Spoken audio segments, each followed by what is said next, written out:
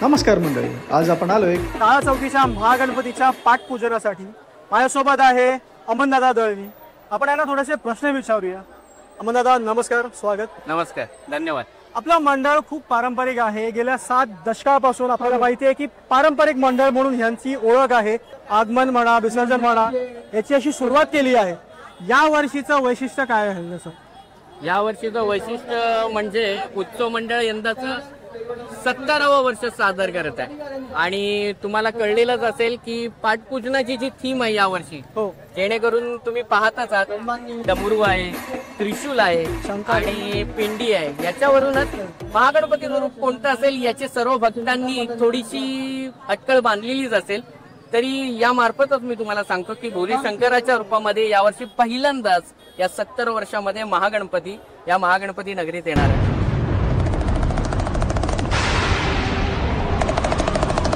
त्याचं आगमन आपण आजच डिक्लेअर केलेलं आहे की संडेला, रविवारी 3 ऑगस्ट रोजी सकाळी ठीक 11:30 वाजता कलागंध आर्ट्स इथे होणार आहे आणि ते देखील पारंपरिक पद्धतीने होणार आहे।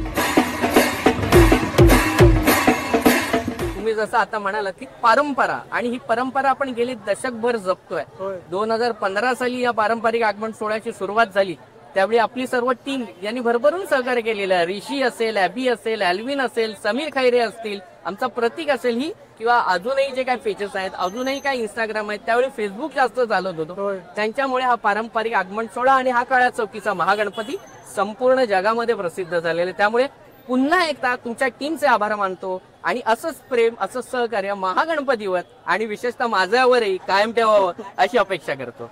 आजकालची जी न्यू जनरेशन आहे, ज्या नव्या पिढीचे कार्यकर्ते आहेत, ते जेव्हा मंडळामध्ये येतात तर त्यांचं आपण प्रशिक्षण म्हणा किंवा त्यांना जर काही सल्ले आपल्याला द्यायचे असतील तर आपण त्यांना काय देणार? तुमचा प्रश्न रास्त आहे, पण अशी ट्रेनिंग वगैरे काही देण्याची आवश्यकता उत्सव मंडळाला अजूनपर्यंत लागलेली नाहीये। कारण की हा विभागाचा मंडळाचा उत्सव आहे।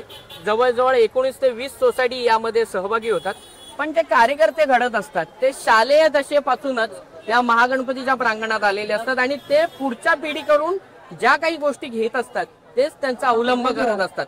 म्हणजे धार्मिक असो किंवा सामाजिक असो किंवा उत्सव प्रिय असो, मंडळाची देखील एक रणनीती असते, एक मंडळाची देखील रूपरेषा आहे। आणि त्यातही तुम्ही म्हणतात की नवी पिढी थोडी फास्ट आहे, थोडी उत्साही आहे। उत्साहाच्या भरात त्यांच्याकडून काही ना काही गोष्टी घडणं शक्य आहे, पण जे सिनियर्स आहेत त्यांच्यावर चांगलं लक्ष असतं आणि महागणपतीच्या मंडळाची प्रतिष्ठेला कुठेही गालबोट लागू नये याची दक्षता मी, आणि म्हणताय ते दक्षता आणि तंबी म्हणाल तरी चालेल, ती त्यांना आधीच दिलेली असते।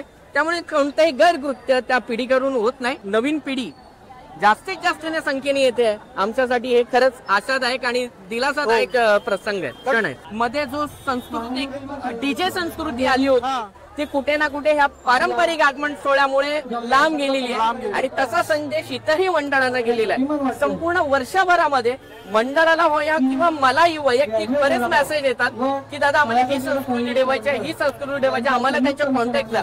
या संस्कृती संपूर्ण मुंबई महाराष्ट्रातून विचारणं होते, म्हणजे आपण जे छोटंसं रोपटं लावलं होतं त्याचा आज वटवृक्ष झालेला आहे आणि खरोखर याचा वटवृक्ष आणि त्याची सावली अनेक पिढ्यांना पुढच्या मिळो ही प्रार्थना करतो।